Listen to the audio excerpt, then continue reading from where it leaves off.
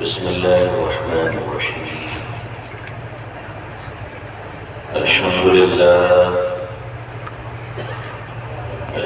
لله وكفى وسلام على عباده الذين اصطفى. أما بعد، الحمد لله رب العالمين والعاقبة للمتقين، والصلاة على رسوله محمد وعلى آله وأصحابه أجمعين. رب اشرح لي صدري ويسر لي أمري واحلل عقدة من لساني يفقهوا قولي. رب يسر ولا تعسر وتمم بالخير. رب زدني علما، رب زدني علما، اللهم رب زدني علما والحقني بالصالحين. فأعوذ بالله من الشيطان الرجيم. بسم الله الرحمن الرحيم.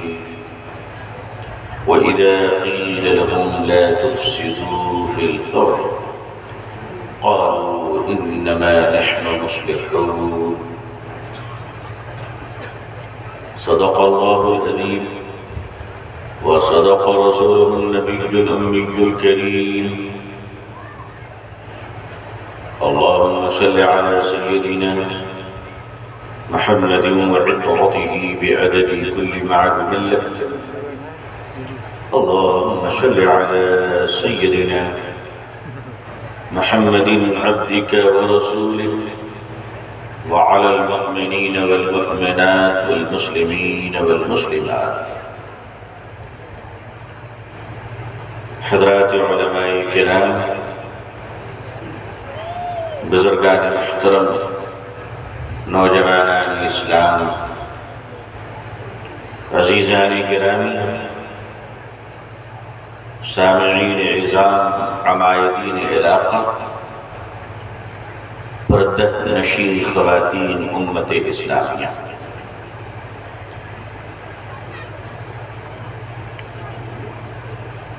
انسان کو اللہ نے مٹی سے بنایا ہے اور مٹی کی خاصیت یہ ہے کہ وہ اثر قبول کرتی ہے.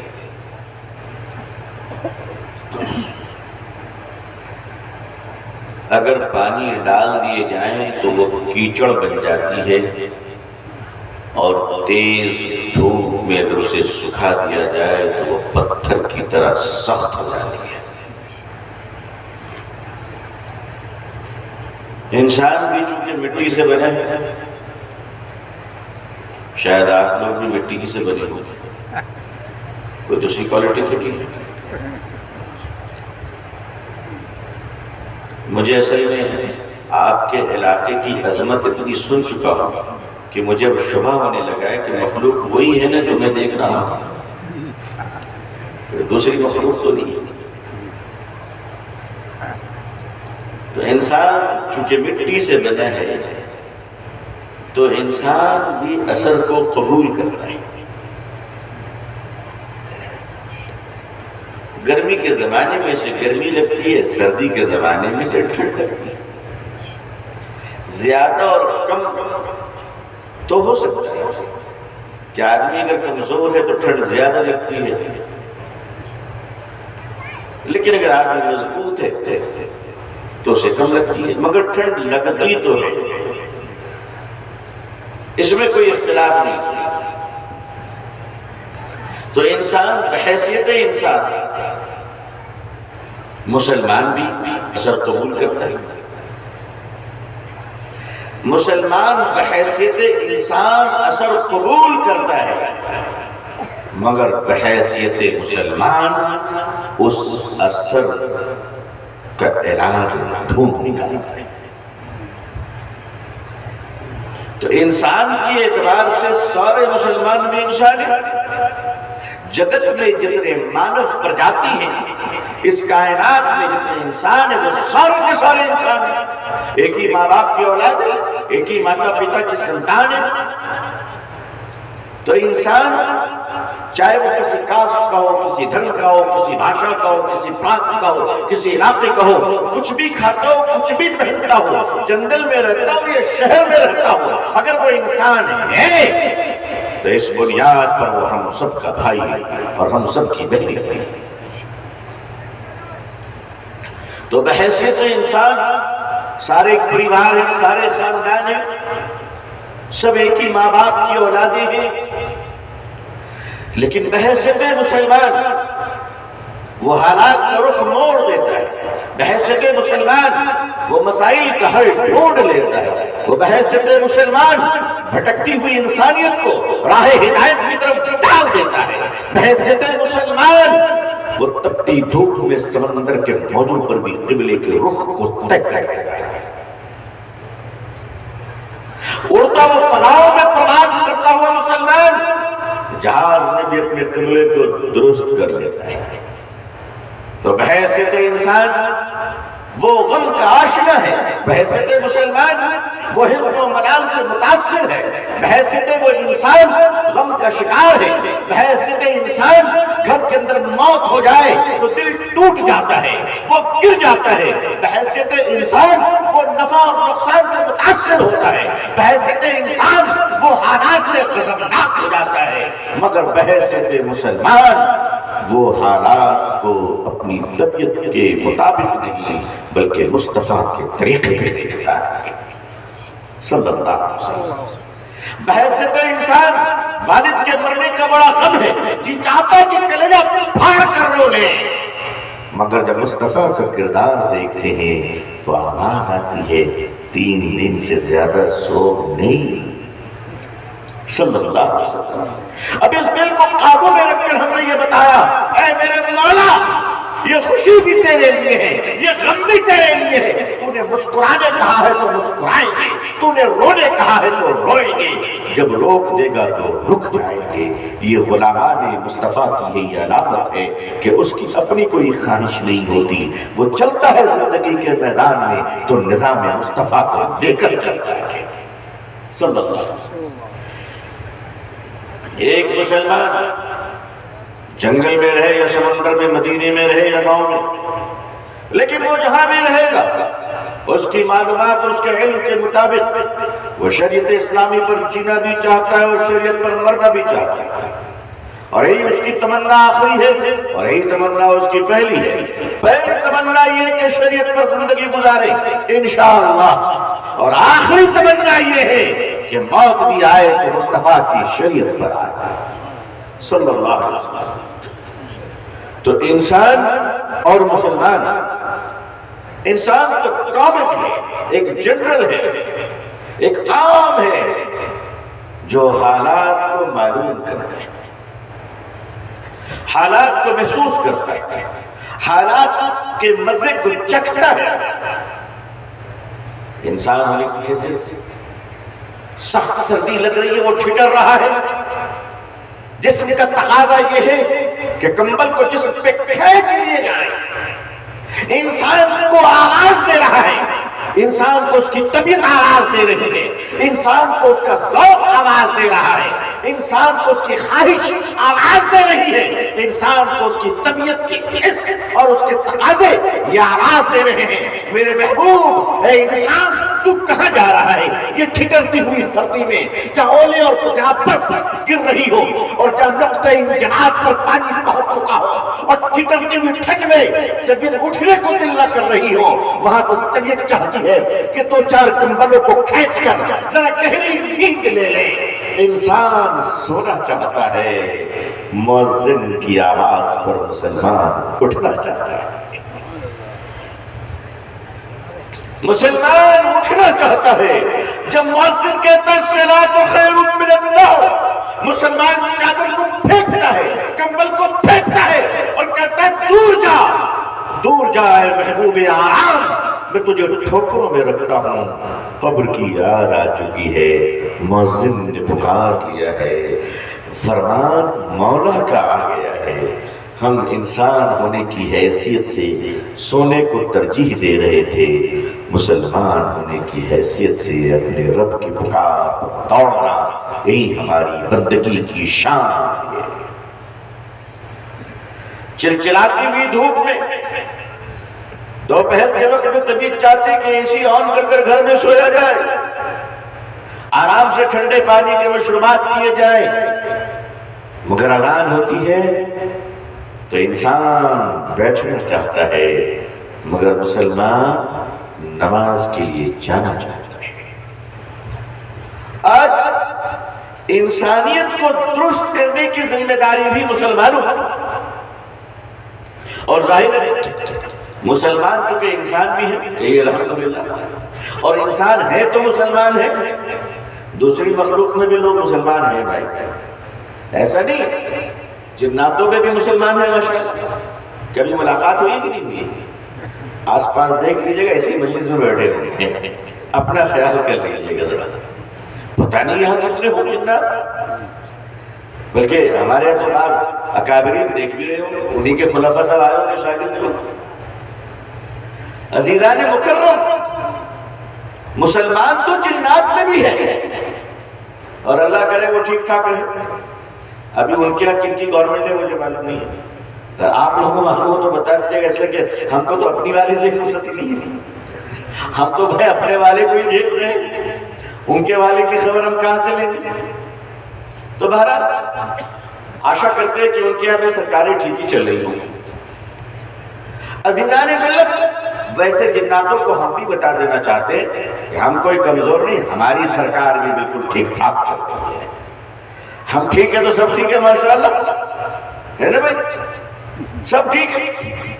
اگر یہ انسان نما مسلمان اپنی ذمہ داریوں کو سمجھ لے، توجہ چاہتا ہوں آپ کی، یہ انسان نما مسلمان اپنی ذمہ داریوں کو سمجھ لے انسانیت کے تئیں، کس کے تئیں؟ کس کے لیے بھائی؟ انٹائر ہیومینٹی، سارے مانو جگت کے لیے۔ اگر یہ انسان نما مسلمان انسانیت کے تئیں اپنی اس ذمہ داری کو سمجھ لے جس ذمہ داری کو پیارے اور اللہ کے آخری نبی حضرت محمد رسول اللہ صلی اللہ علیہ وسلم نے کر کر عملاً بتایا، اور آپ کی تربیت کا کمال تھا کہ ابو بکر صدیق تھے، اور آپ نے صحابہ کی جماعت تیار کی، اور ایسے صحابہ کی جماعت تیار فرمائی کہ آج میں یہ کہہ سکتا ہوں کہ رسول عربی، اللہ کے آخری رسول، امام الانبیاء، خاتم النبیین، طہ و یاسین، مدثر و مزمل، حضرت رحمت للعالمین صلی اللہ علیہ وسلم کہ جو معجزات ہیں، ان معجزات میں یہ معجزہ بھی سامنے بڑے پیمانے پر رکھا جائے گا کہ آپ صلی اللہ علیہ وسلم کے بڑے معجزے کیا ہیں، تو آپ کا سب سے بڑے، اگر آپ کے بڑے بڑے معجزے کی فہرست بنائی جائے تو اس میں پہلی سطر میں یہ لکھا جائے گا کہ حضور صلی اللہ علیہ وسلم کا سب سے بڑا معجزہ یہ ہے کہ مکے کی وادیوں میں بکری چرانے والے چرواہوں کو 3.5 لاکھ لوگوں کی ایسی تربیت کی کہ قیامت تک وہ سب سے سچے اور مثالی انسان بن کر وہ صحابہ کی جماعت بنا دیے گئے۔ وہ ایسی تربیت کہ صحابہ کرام کی جماعت وہ کون لوگ تھے، وہ کون سی جماعت کے لوگ تھے؟ آپ جانتے ہیں کہ مکے کے وادیوں میں ان کا کیا حال تھا۔ ایسے ایسے صحابہ کرام پر جب میرے آقا کی نگاہ پڑتی ہے صلی اللہ علیہ وسلم تو وہ دیوانے ہو جاتے ہیں، اور حضور صلی اللہ علیہ وسلم کی تربیت اور اطاعت پر وہ اپنے آپ کو ایسا قربان کرتے ہیں۔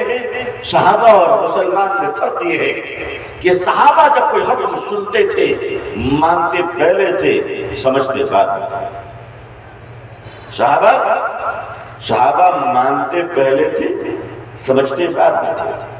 نبی اکرم صلی اللہ علیہ وسلم سارا مجمع کہے صلی اللہ علیہ وسلم، حضور اکرم صلی اللہ علیہ وسلم جتنی بار نام آئے بلند آواز سے صلی اللہ علیہ وسلم کہیے، تاکہ فرشتے لکھ لیں اور کہیں کہ اس زمین پہ حضور کے دیوانے بیٹھے ہوئے ہیں صلی اللہ علیہ وسلم۔ صحابہ مانتے پہلے تھے، سمجھتے بعد میں تھے۔ وہ سمجھنے کو ترجیح نہیں دیتے تھے، وہ اطاعت کو ترجیح دیتے تھے۔ اس لیے میرے آقا مولا محمد رسول اللہ صلی اللہ علیہ وسلم مدینے کی مسجد میں آپ کچھ خطاب فرما رہے ہیں، آپ ارشاد فرما رہے ہیں۔ صحابہ کھڑے ہو گئے، چھوٹی سی مسجد تھی۔ ابھی جو مدینہ منورہ کی مسجد ہے، اس وقت جو لوگ حج میں گئے ماشاءاللہ انہوں نے زیارت کی ہے، اور ابھی لوگ حج میں جا رہے ہیں۔ اللہ تعالیٰ پہلے والوں کی اور اس وقت والوں کی اور آگے والوں کی سب کو اللہ حج مبرور نصیب فرمائے، اللہ حج کو قبول فرمائے۔ مجھ گنہگار اور یہاں پر جتنے آپ حضرات نیک لوگ بیٹھے ہوئے، اللہ سب کو حج مبرور نصیب فرمائے، مدینے کی زیارت نصیب فرمائے، حضور صلی اللہ علیہ وسلم کی شفاعت نصیب فرمائے ہم سب کو اور ہم سب کے آنے والی آل و اولاد نسلوں کو، اہل و عیال کو۔ اس وقت جو مدینہ منورہ کی مسجد ہے، تو جتنی بڑی مسجد آپ دیکھ رہے ہیں، حضور صلی اللہ علیہ وسلم کے زمانے میں مدینہ منورہ جتنی بڑی بستی تھی، آج وہ پوری بستی مسجد نبوی ہے۔ حضور صلی اللہ علیہ وسلم کی مسجد پوری بستی، آپ سمجھئے کہ وہ ایک زمانے میں بستی ہوا کرتی تھی، اتنی بڑی بستی۔ میرے آقا صلی اللہ علیہ وسلم کے زمانے میں مسجد نبوی صلی اللہ علیہ وسلم کھجور کے درخت اور اس کے پتوں پہ بنائی گئی تھی، ایک مختصر سی مسجد چھت کے نما، لیکن ظاہر ہے اس کا پاور، اس کی عظمت، اس کا جمال، اس کی برکتیں کیا کہتے، کیا کہتے۔ آپ صلی اللہ علیہ وسلم مسجد میں خطاب فرما رہے ہیں، صحابہ کی جماعت کھڑی ہو گئی۔ آپ صلی اللہ علیہ وسلم نے صرف اتنا ہی تو ارشاد فرمایا تھا، لوگوں جہاں ہو وہیں بیٹھ جاؤ، بس۔ مخاطب اس جملے اور اس حکم کے مخاطب کون تھے؟ جو سامنے کھڑے ہوئے تھے، مگر دور میں حضرت سیدنا عبداللہ بن مسعود رضی اللہ تعالیٰ عنہ لکڑیوں کا گیٹر لے کر آ رہے تھے۔ عبداللہ بن مسعود کون ہے رضی اللہ تعالیٰ عنہ؟ ایک دبلے پتلے ناٹے قد کے صحابی، پنڈلیاں بالکل سوکھی ہوئی، یعنی آپ دیکھ لیں تو پورا وزن شاید 10-12 کلو کا ہوگا۔ مورخین نے جو نقشہ کھینچا ہے میں اس کے اوپر عرض کر رہا ہوں، میں ظاہر ہے پتلے دبلے، مگر جنگلوں سے لکڑیاں کاٹ کر لا رہے ہیں، بوجھ کا گٹھرا آپ کے سر پہ ہے اور آپ دور میں ہیں کہ آواز کان میں وہاں جا کر پڑتی ہے حضور کی صلی اللہ علیہ وسلم، لوگوں جہاں ہو وہیں بیٹھ جاؤ۔ حضرت عبداللہ ابن مسعود رضی اللہ تعالیٰ عنہ نے جو یہ آواز سنی تو فوراً رک گئے کہ یہ حکم تو میرے آقا کا ہے، یہ ارشاد تو میرے آقا کا ہے، بس فوراً اسی راستے پہ جہاں چل رہے تھے وہی بیٹھ گئے اور لکڑیوں کے سمیت لکڑیوں کے بوجھ لیے بیٹھ گئے۔ کچھ دیر کے بعد مجلس ختم ہو گئی تھی، ایک صحابی کا گزر ہوا تو نگاہ پڑی کہ اللہ اللہ، میرا بھائی عبداللہ ابن مسعود ایسے کیوں بیٹھا ہوا ہے؟ کہیں کوئی تکلیف تو نہیں، کچھ ہو تو نہیں گیا؟ درد انسان، محبت، بھائی کا پیار، آپس میں ایک دوسرے کی چاہت، ایک دوسرے کے بارے میں فکر مند رہنا۔ فوراً دوڑے ان کے پاس اور جا کر کہا السلام علیکم، اے میرے بھائی عبداللہ ابن مسعود، آپ کی طبیعت تو ٹھیک ہے، آپ کو کیا ہو گیا؟ کہ آپ اس طرح کیوں بیٹھے ہوئے ہو؟ کیا وجہ ہے؟ میں آپ کی مدد کروں؟ حضرت عبداللہ بن مسعود فرماتے ہیں رضی اللہ تعالیٰ عنہ، میرے بھائی میں بالکل ٹھیک ہوں، اصل میں بیٹھا اس لیے کہ میں جنگل سے لکڑیاں لے کر آ رہا تھا، میرے کانوں میں آواز آئی نبی کریم صلی اللہ علیہ وسلم کی کہ لوگوں جہاں ہو وہیں بیٹھ جاؤ۔ میں یہاں تھا، یہیں بیٹھ گیا۔ تو اس نے صحابی نے فرمایا میرے بھائی اللہ تم پہ رحم کرے، یہ حکم تمہارے لیے نہیں تھی، یہ تو ہم لوگ جو خطاب سن رہے تھے حضور صلی اللہ علیہ وسلم کی مجلس میں، تو آقا صلی اللہ علیہ وسلم نے ہم لوگوں سے ارشاد فرمایا تھا کہ جہاں کھڑے ہو وہیں بیٹھ جاؤ، یہ بات، یہ حکم تمہارے لیے نہیں تھا۔ حضرت عبداللہ ابن مسعود فرماتے ہیں غلام یہ تحقیق نہیں کرتا حکم کس کے لیے ہے، آقا کی آواز کانوں میں پڑی، غلام جہاں ہے وہیں مان گیا۔ تو پھر صحابی رسول نے فرمایا میرے بھائی اللہ تم پہ رحم کرے، یہ لکڑیوں کے گٹھر تو نیچے اتار دیتے کہ یہ بوجھ لے کر کیوں بیٹھ گئے؟ فرماتے ہیں ہاں مجھے یہ خیال آیا تھا کہ میں پہلے بوجھ کو اتار لوں پھر بیٹھوں۔ پھر دل میں خیال آیا کہ اگر پہلے بوجھ اتارا اور بیٹھا بعد میں اور بوجھ اتارتے ہوئے موت آ گئی یا قیامت کے دن اگر خدا پوچھ لے اے عبداللہ ابن مسعود بوجھ پہلے اتارا تھا، میرے محبوب کی بات برباد نہ کیا تھا، اس ڈر و خوف سے میں نے بوجھ کو نہیں اتارا کہ سب سے پہلے حبیب کبریا صلی اللہ علیہ وسلم کے حکم پر عمل کروں، بوجھ تو بعد میں بھی اتار دیا۔ صحابہ مانتے پہلے تھے، جانتے اور سمجھنا چاہتے تھے بعد میں۔ سیدنا حضرت عمر فاروق رضی اللہ تعالیٰ عنہ کے بچپن کے دوست حضرت ابو سلیم رضی اللہ تعالیٰ عنہ بچپن کے دوست تھے، کسان ہیں، زمین پہ پھل اگاتے ہیں، تربوز نما یا خربوز جو بھی اس زمانے میں رہا ہو۔ حضرت ابو سلیم رضی اللہ تعالیٰ عنہ کے کھیت میں نئی فصل آتی ہے، سیزن کا تازہ پھل آتا ہے، وہ پھل لے کر اپنے ہاتھوں سے حضرت امیر المومنین سیدنا حضرت عمر فاروق رضی اللہ تعالیٰ عنہ کی خدمت میں پہنچتے ہیں۔ مجلس لگی ہوئی ہے، فرماتے ہیں میرے دوست امیر المومنین یہ خربوزہ میں آپ کے بھی لایا ہوں، میرے کھیت کا ہے، بڑا لذیذ ہے، بڑا پیارا ہے، بڑی خوشبو ہے کہ آپ کے لیے ہدیہ لایا ہوں۔ اے میرے بچپن کے دوست، اے امیر المومنین آپ اس کو کھا لیں، قبول کر لیں تو مجھے بڑی راحت ملے گی، خوشیاں ملے گی۔ سیدنا حضرت عمر فاروق رضی اللہ عنہ نے قبول فرمایا، فرمایا میرے رسول صلی اللہ علیہ وسلم کا ارشاد ہے ہدیہ لیا کرو، ہدیہ دیا کرو، اس سے محبت بڑھتی ہے، مگر اس نیت سے ہدیہ مت دیا کرو کہ اگلی بار اس کو واپس کر سکے، تو وہ رشوت کہلائے گی، وہ ہدیہ نہیں کہلائے گی۔ ہدیہ کا مطلب یہ ہے کہ آپ نام تک مت لکھو کہ آپ نے دیا ہے، یا تو پورا خاندان کا نام لکھا جاتا ہے تاکہ ٹھیک سے یاد رہے۔ حضرت عمر رضی اللہ عنہ نے خربوزہ لے لیا، حضرت ابو سلیم بھی بیٹھے ہوئے، آپ نے مجلس میں پھل کو تقسیم کر دیا، خود نہیں کھایا، اہل مجلس نے کھا لیا۔ حضرت ابو سلیم رضی اللہ تعالیٰ عنہ کی یہ بات مجھے عجیب سی لگی کہ میں نے پیار سے جن کے لیے لایا تھا انہوں نے نہیں کھایا، تو پوچھنے لگے میرے بھائی آپ کو میرا ہدیہ پسند نہیں آیا؟ اے امیر المومنین آپ نے یہ پھل کیوں نہیں کھایا؟ سیدنا عمر رضی اللہ عنہ کی آنکھوں میں پانی آ گئے، آنسو آ گئے، اور حضرت ابو سلیم رضی اللہ عنہ کا ہاتھ پکڑ کر کہنے لگے میرے بھائی تمہارا ہدیہ مجھے بہت پسند آیا ہے، تم دل چھوٹا نہ کرو، مجھے بہت اچھا لگا، بہت دل خوش ہو گیا میرا، میں نے دل سے قبول کیا ہے، لیکن میرے نہ کھانے کی جو وجہ ہے وہ صرف اتنی سی ہے کہ میں نے اس پھل کو اپنے آقا و مولا حضور صلی اللہ علیہ وسلم کو کھاتے ہوئے نہیں دیکھا ہے، بس مجھے خیال آیا کہ میں اس کو کیسے کھاؤں، چھل کر کھاؤں یا بغیر چھلے کھاؤں، پتہ نہیں میرے آقا نے کیسے کھایا صلی اللہ علیہ وسلم۔ اگر آقا نے بغیر چھلے کھایا ہوگا اور میں چھل لوں گا تو ایک سنت مجھ سے زندگی میں چھوڑ جائے گی، آقا نے چھل کر کھایا ہوگا اور میں بغیر چھلے کھا لوں تو میری زندگی میں ایک سنت چھوٹ جائے گی، میں ایک پھل کھانے سے انکار تو کر سکتا ہوں مگر اپنے پیارے محبوب کی سنت کو نہیں چھوڑ سکتا صلی اللہ علیہ وسلم۔ یہ صحابہ ایسے تھوڑی نہ بن گئے، ایک نوجوان تھے بڑے دیندار ماشاءاللہ، بڑے دیندار، حضور صلی اللہ علیہ وسلم سے بڑی محبت، بہت محبت، بہت درود پڑھتے اور دل میں یہ دعا کر کے رہتے کہ اللہ اگر میں حضور کے زمانے میں پیدا ہوتا، آپ نے پیدا کیا ہوتا تو میں اپنے آپ کو حضور پر قربان کر دیتا صلی اللہ علیہ وسلم۔ محبت بہت تھی اور تمنا یہ تھی۔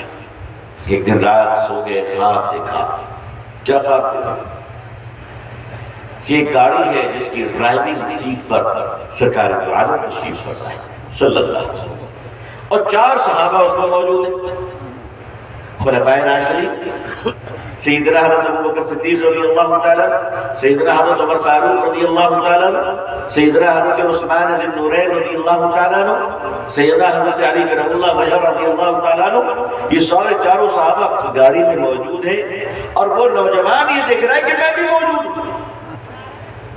گاڑی اچانک ڈھلان میں جا رہی تھی، بریک فیل ہو گئی۔ اب بریک فیل ہو گئی اور گاڑی رک نہیں رہی ہے، تو گاڑی کو روکنے کے لیے کیا کرتا ہے؟ ٹائر کے سامنے کوئی پتھر یا اینٹ رکھ دیتے تاکہ گاڑی رک جائے۔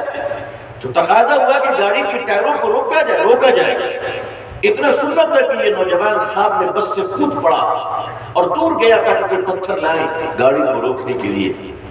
جو وہ نوجوان خواب میں دیکھتا ہے کہ جب میں ایک بڑا سا پتھر لے کر آیا ہوں گاڑی کو روکنے کے لیے، تو کیا دیکھتا ہوں کہ میرے لانے سے پہلے چاروں صحابہ نے اپنے اپنے سر لگا رکھے ہیں۔ اس گاڑی کے ٹائر کے نیچے صحابہ نے اپنے سروں کو لگا رکھا ہے، تو صحابہ اس جہاد کا نام ہے۔ جب حضور صلی اللہ علیہ وسلم کی ضرورت کے لیے چیزیں ڈھونڈتے بعد میں تھے، پہلے اپنے آپ کو کھپا تھے، پہلے اپنے آپ کو لگا دیا کرتے۔ ہم میں سے کون ہے جو صحابہ کی محبت اور عشق کی 40واں حصہ بطور زکات بھی حاصل کر سکے؟ کون ہے قیامت تک؟ کوئی نہیں۔ اس لیے یاد رکھنا مسلمانوں، جس طرح نبوت مکمل ہو گئی ہے اس طرح صحابیت بھی مکمل ہو چکی ہے۔ اب قیامت تک کوئی نبی نہیں آنے والا تو قیامت تک کوئی ماں کا لال صحابی بھی نہیں بننے والا۔ یہ دونوں ہی مکمل ہیں۔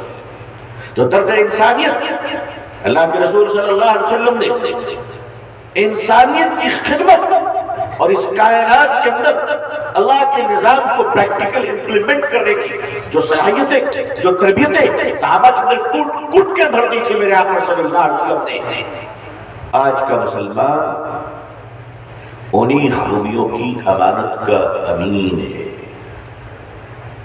آج کا مسلمان، حضرت امام مالک سے پوچھا گیا کہ اس امت کی اصلاح کے لیے کون سا نسخہ استعمال کیا جائے، تو سیدنا امام مالک رضی اللہ سیدنا امام مالک علیہ رحمہ فرماتے ہیں کہ اس امت کی اصلاح اور قیامت تک آنے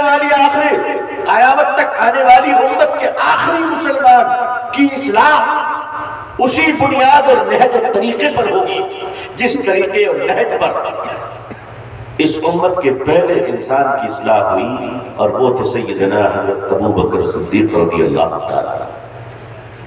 اسلام کا پیٹرن چینج نہیں ہوا، اسلام کا طریقہ نہیں بدلا۔ اسلام نے مسلمانوں کو پریکٹیکلی جو چیز عطا فرمائی ہے وہ درد مندی ہے۔ عقل مندی تو اپنی جگہ ہے، انسانیت کے دل میں جب تک درد پیدا نہیں ہوگا آپ انسانیت کی محبت کے حقدار نہیں ہو سکتے۔ مسلمانوں کے دلوں میں جب تک انسانیت کا درد نہیں پیدا ہوگا مسلمان پوری انسانیت کی محبت کا مستحق نہیں بن سکتا۔ انسانیت کی محبت اور نفرت، اگر نفرتیں بڑھتی ہیں تو اس کا مطلب یہ کہ انسانیت کے تئیں درد مندی کا جو معیار ہے وہ ہمارا کم ہوتا چلا جا رہا ہے۔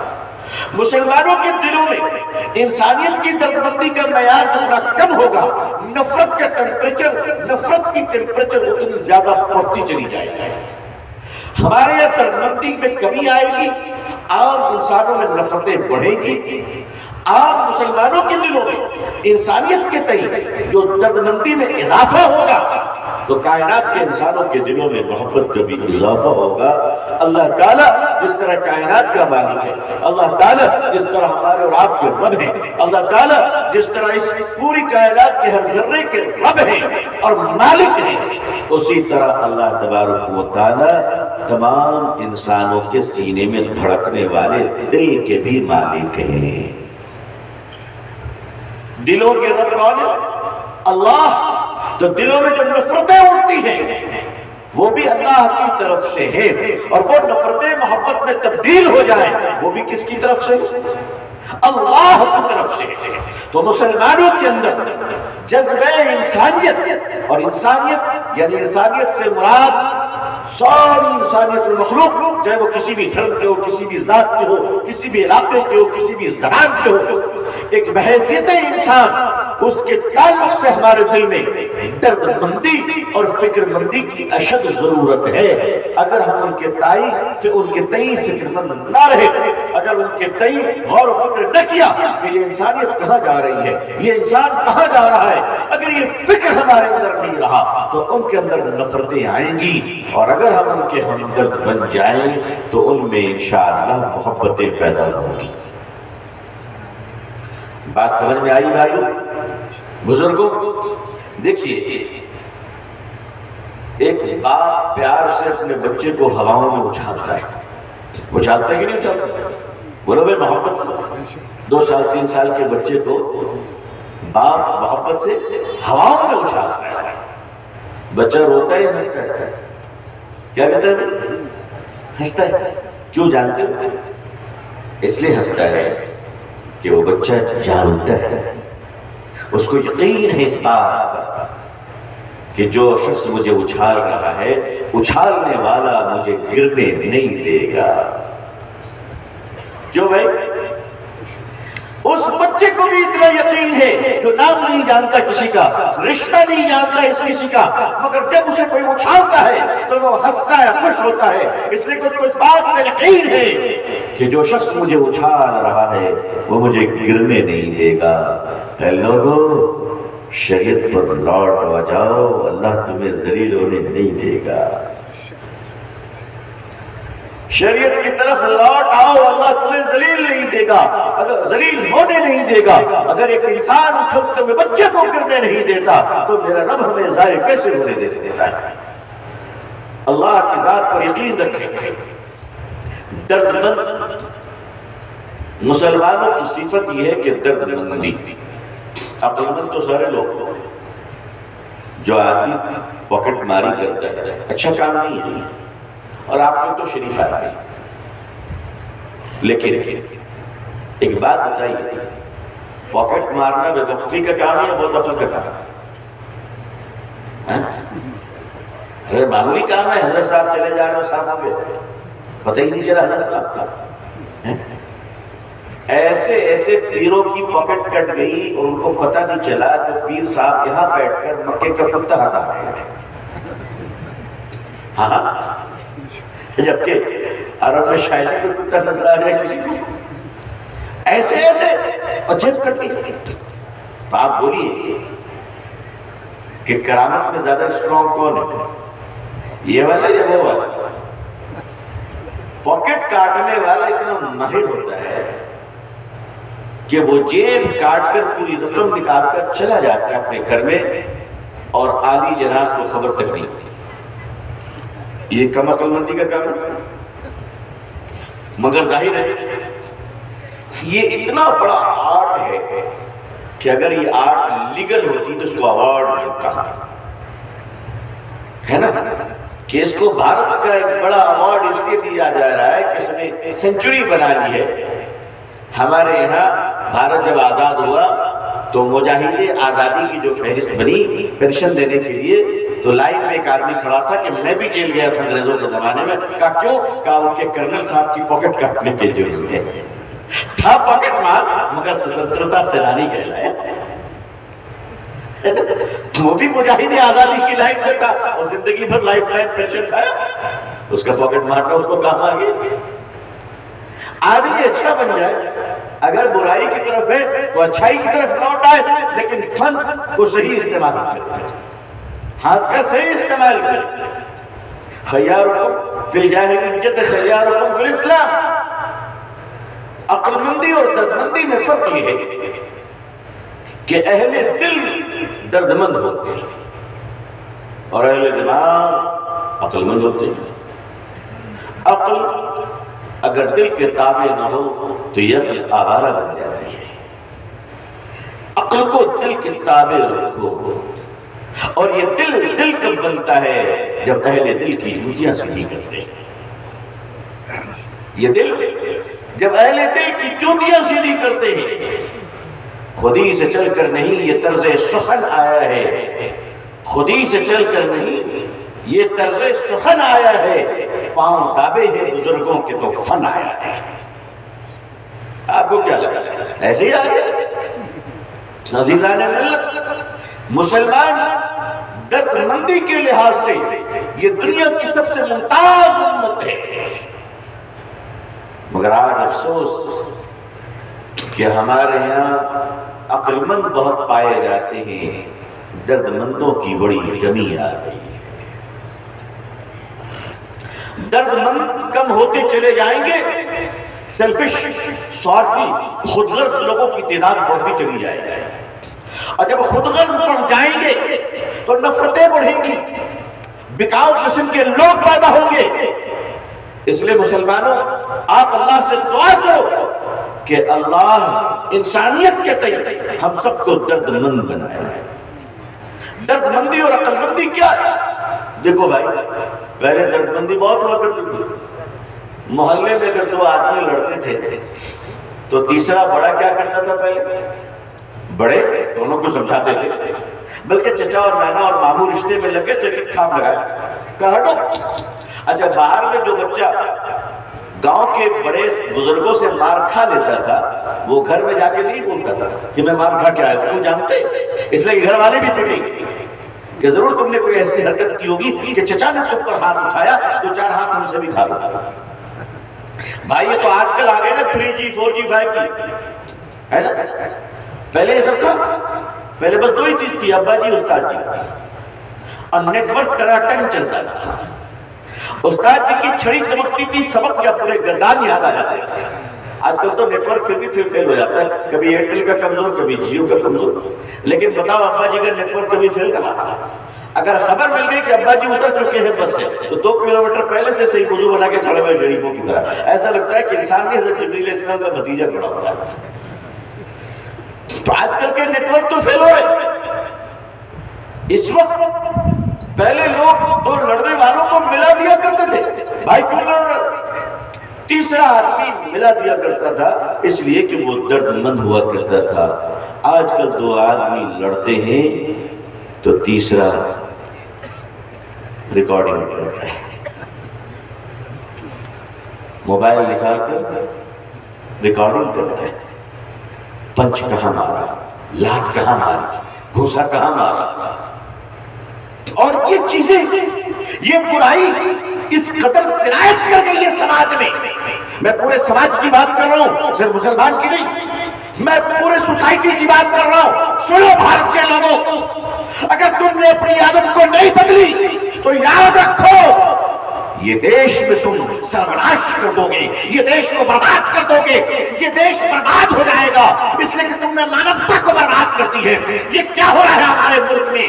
اس ملک میں ایک ہنڈا، آوارہ، بدماش، بدچلن، ایک شیطان ایک چھوٹی لڑکی کو، کم عمر کو چاقوؤں سے مار رہا ہے، اور لوگ کھڑے ہو کر دیکھ رہے ہیں۔ شاید ان دیکھنے والوں کو ان کی ماؤں نے جنم نہیں دیا ہوگا، کسی جانور کے پیٹ سے پیدا ہوگا۔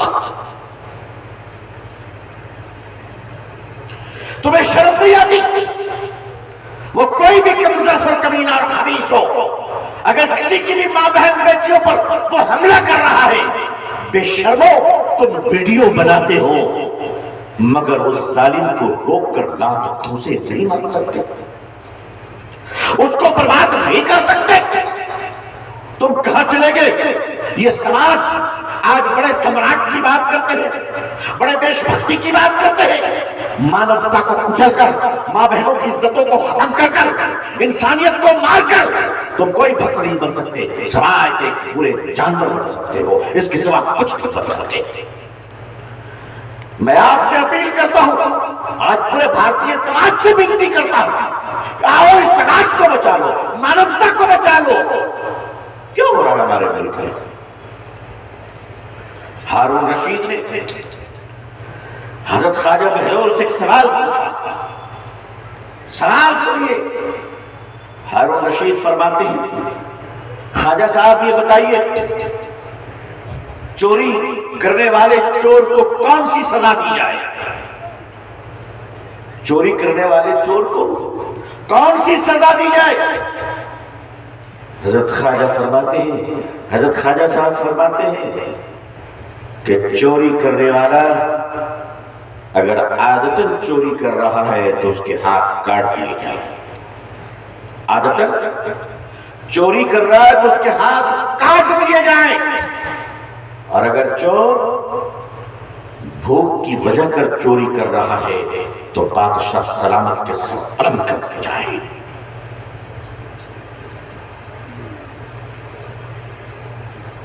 اس ملک میں ہمارے یہاں دیکھنے والے تماشبین بول رہے ہیں، دلی کی سڑک پر ایک اسکول وین میں بچے جا رہے تھے، 6 سال کی بیٹی پھسل کر وین سے نیچے گر گئی، ڈیوائیڈر سے اس کا سر ٹکرا گیا، بیٹی کا سر پھٹ گیا۔ مجھے نہیں معلوم کہ وہ بیٹی ہندو ہے کہ مسلمان ہے، میں تو اتنا جانتا ہوں کہ وہ بیٹی ہم سب کی بیٹی ہے، ہم سب کی بیٹی ہے، ہم سب کی جان چہیتی ہے۔ ہندو بھائی کی بیٹی ہو وہ بھی میری جان اور چہیتی ہے، وہ بھی میری بیٹی ہے، بہن ہے، ہم اس کو وہ درجہ دیں گے۔ نبی کریم صلی اللہ علیہ وسلم کے سامنے جنگ کے میدان میں لڑتی ہوئی ایک لڑکی جو مسلمان نہیں تھی، اسلام کے خلاف لڑ رہی تھی، مسلمانوں سے لڑ رہی تھی، گرفتار ہوئی۔ حضرت سیدنا بلال رضی اللہ تعالیٰ عنہ اس لڑکی کو پکڑ کر دربار رسالت مآب حضرت محمد رسول اللہ صلی اللہ علیہ وسلم کی عدالت میں تشریف لائے اور فرمایا یا رسول اللہ صلی اللہ علیہ وسلم، یہ لڑکی ظالم کی طرف سے آئی ہے، ہمارے میدان میں ہم سے لڑ رہی تھی، پکڑی گئی، گرفتار ہو گئی ہے، بتائیے اس کو کون سی سزا دی جائے۔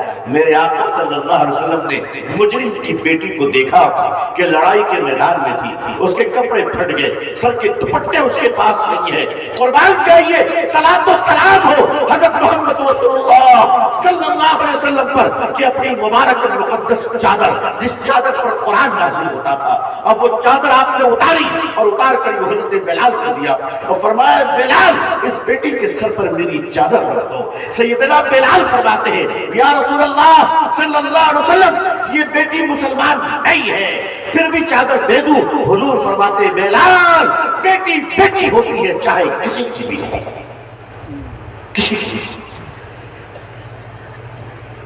تم ذات اور کرم دیکھتے ہیں، آج کل تو ہمارے ٹیلی ویژن پر بیٹھے ہوئے اینکر اتنے بھینکر ہو گئے ہیں کہ ان کے سامنے جب کرائم آتا ہے، کوئی کرمنل آتا ہے تو پہلے ڈھونڈتے ہیں کہ اس کا اصلی نام کیا ہے تاکہ اسی طرح سے رپورٹنگ کی جائے۔ یہ عادتیں بڑی خراب ہے، اپنی بد چلنی کو ٹھیک کر لیجئے ورنہ دیش کا بڑا نقصان ہوگا اس سے۔ یہ جو سماج، یہ جو مانسکتا تیار ہو رہی ہے، رپورٹنگ کیسے کی جاتی ہے؟ رپورٹنگ اس طرح کی جاتی ہے، ایک شیر نے ایک لڑکی پہ حملہ کیا، ایک نوجوان نے اپنی جان پر کھیل کر لڑکی کو بچایا، ہے نا بہادری کا کام؟ ہے نا بھائی؟ ٹیلی ویژن پر رپورٹ آئی، آج کی بریکنگ نیوز۔ اچھا سب کچھ بریکنگ نیوز ہے۔ آج بریکنگ نیوز، راستے پہ جاتے ہوئے 2 آدمی نے کھانسی کی اور تھوک دیا، یہ بریکنگ نیوز ہے۔ تو اس سے بڑی بریکنگ نیوز تو یہ کہ تم جیسی آفت جس دن پیدا ہوئی ہوگی، اس سے بڑی بریکنگ نیوز کچھ ہو سکتا ہے کہ تم پیدا ہو گئے۔ اب بریکنگ نیوز کیا چل رہی ہے؟ راستے پہ ایک شیر نے ایک معصوم نہتے لڑکی پر حملہ کر دیا، ایک نوجوان بہادر دیش بھکت راشٹر بھکت ہے نا، کیا دیش بھکت راشٹر بھکت ایک نوجوان اپنی جان پر کھیل کر شیر کے پنجے کو کھینچ لیا اور اس کے منہ کو مڑوڑ کر پھینک دیا اور لڑکی کی جان بچا لی۔ کیا تھوڑی دیر میں معلوم ہوا کہ اس لڑکے کا نام تھا محمد عمران۔ نیوز بدلو نیوز بدلو نیوز بدلو، کیا نام ہے اس کا؟ محمد عمران۔ اب محمد عمران کی اچھے کارنامے کیسے دکھائے جائیں گے؟ ٹیلی ویژن اندھی نہیں ہو جائے گا؟ مسلمانوں کی بھلائی بتائی جائے گی تو کیمرے اندھے نہیں ہو جائیں گے؟ کہا محمد عمران ٹھہرو، اب نیوز کیا بنائے جا رہے ہیں؟ اب نیوز یہ بن رہی ہے، جنگل کا بہادر شیر سلطان بادشاہ جنگل سے باہر ٹہل رہا تھا، اچانک اس کی نگاہ ایک چھوٹی سی ننھی منھی بچی پہ پڑی۔ شیر نے پیار سے چوما لیا۔ شیر کا پیارا چوما کتنا بھلا ہوتا ہے، کاربن خود کو دلا کر دیکھ لو، زندگی بھر یاد رہے گا کہ چچا جان کتنے پیارے ہیں۔ کہا کہ ایک بچی اور شیر آپس میں پیار کر رہے تھے، مگر ایک شترو، مانوتا کا دشمن اس کو یہ پیار اچھا نہیں لگا اور اس نے اعلان جہاد کر دیا اور جنگل کے ایک نہتے جانور شیر کو مار دیا۔ بتائیے آتنکواد ہے کہ نہیں؟ اس طرح کی رپورٹنگ ہو رہی ہے؟ اس طرح کی مانسکتا تیار کرو گے؟ نہیں۔ میں آپ سے کہتا ہوں کہ آپ کی مانسکتا کیا ہونی چاہیے؟ آپ کی مانسکتا اور ہماری مانسکتا وہی ہوگی جو اسلام نے ہمیں بتایا ہے، اور وہ یہ بتایا ہے کہ تمہارا پڑوسی کوئی بھی ہو، چاہے وہ ہندو بھائی ہو، سکھ بھائی ہو، کرسچن بھائی ہو، جین بھائی ہو، کوئی بھی بھائی ہو ہمارے، وہ ہمارے پڑوسی ہیں، ہماری خوشیوں میں ان کا ادھیکار ہے۔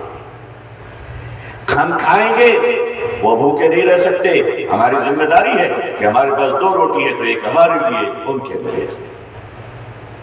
مسلمانوں، ہمارے آج آبا و اجداد اور اولیاء کرام تو ایسے تھے۔ ایک بزرگ غریب آدمی تھا، گھر میں چھوٹے بچے نے کہا ابو جان آم کا سیزن آ گیا ہے، آم کھانے کو دل کر رہا ہے۔ حضرت نے فرمایا ٹھیک ہے بیٹا، اللہ دے گا تو لا کر کھلاؤں گا۔ کسی مرید نے ایک آم دیا، وہ آم لے کر گھر آئے اور کہا بیٹے لو اللہ نے دیا کھا لو۔ بچے نے آم کھایا، خوش ہو گیا۔ حضرت آم کی گٹھلی باہر پھینکنے جا رہے تھے کہ پڑوس کے بچے کے رونے کی آواز آئی، امی جان مجھے آم کھانا ہے۔ کانپ گئے، ٹھہر گئے کہ اے اللہ، میں نے اپنے بچے کو کھلایا، پڑوسی کے بچے کی خبر ڈالی، اب اگر گٹھلی باہر پھینک دوں تو پڑوسی دیکھے گا کہ میرے پڑوس کے گھر میں آم آیا تھا، اس کا دل ٹوٹ جائے گا۔ یہ سوچ کر گٹھلی کو لے کر محلے کے باہر جا کر پھینکتے ہیں تاکہ میرے پڑوسی کا دل نہ ٹوٹ جائے۔ مسلمانوں، وہ بچی دلی کی سڑک پہ گرتی ہے، ڈیوائیڈر سے ٹکراتی ہے، خون بہتا ہے، وہ بچی 20-25 لوگ کھڑے ہو جاتے ہیں، سب جنٹل مین ٹائی شوٹ بوٹ کے ساتھ کھڑے ہوئے ہیں۔ وہ بچی روتی ہوئی کہہ رہی ہے انکل انکل میرے پپا کو فون کر۔ قریب میں ہاسپٹل تھا، اگر ہاسپٹل پہنچا دیتے وہ پیاری بچی بچ جاتی، گھر کا گلاب زندہ ہو جاتا، وہ ماں باپ کو سکون مل جاتا۔ مگر 2500 لوگوں نے اپنے جیب سے سمارٹ موبائل نکالے، ویڈیو بنانی شروع کی۔ ہائے رے انسانیت، عقل مندوں کی بھیڑ میں درد مند ڈھونڈ رہا ہوں۔ میں ہندو اور مسلمانوں کی بھیڑ میں انسان ڈھونڈ رہا ہوں۔ وہ انسان کہاں ہے جس کا دل تڑپ جائے؟